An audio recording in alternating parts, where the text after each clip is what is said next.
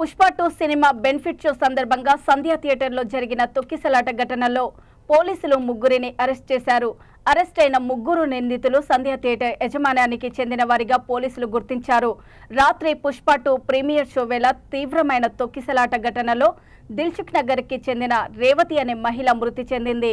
మృతురాలు కుటుంబ సభ్యుల ఫిర్యాదు మేరకు పోలీసులు కేసు నమోదు చేసి దర్యాప్తు చేపట్టారు. అరెస్టు వివరాలు చిక్కడపల్లి ఏసీపీ వెల్లడించనున్నారు. దానికి సంఘటనకు బాధ్యులైన దాని గురించి మా డీసీపీ సార్ ఆ రోజు పత్రికా సమావేశం ఏర్పాటు చేసి బాధ్యులైన వారిపై చట్టరీత్యా చర్యలు తీసుకుంటామని చెప్పి చట్ట ప్రకారం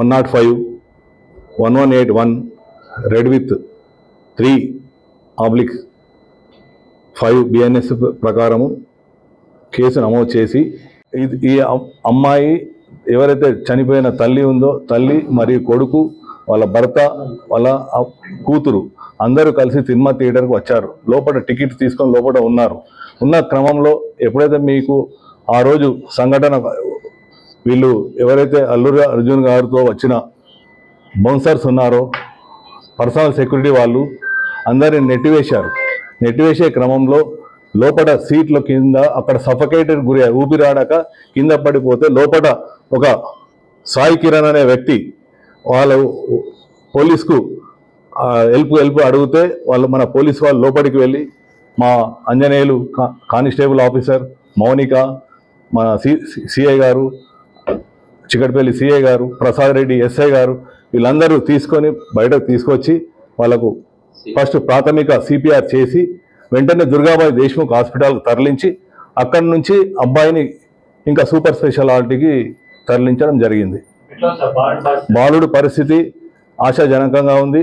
ముందుకు భగవంతుని దయతోటి అతను మంచి కోలుకోవాలని మేము కూడా కోరుకుంటున్నాం.